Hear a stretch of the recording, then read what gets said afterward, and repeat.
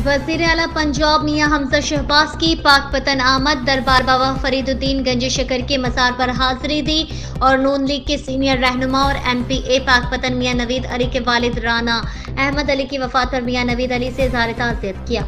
वज़ीर आला पंजाब मियां हमजा शहबाज का कहना था कि सियासी रहनुमा राना अहमद अली की वफात पर दिली अफसोस है। आज पाकपतन एक अजीम सियासी और कारोबारी शख्सियत से महरूम हो गया है।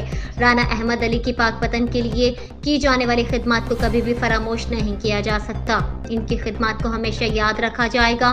MPA मियां नवीद अली के वालिद की वफात पर पाकपतन की तमाम सियासी जमातों ने अफसोस का इजहार किया और 3 दिन के लिए शोक का ऐलान भी किया और तमाम सियासी पार्टियों ने सियासी सरगर्मियां भी मुअत्तल कर दी। नूरपुर प्रेस क्लब पाकपतन ने भी राना अहमद अली की वफात पर गहरे दुख का इजहार किया और प्रेस क्लब की सरगर्मियां 3 दिन तक मुअत्तल कर दी।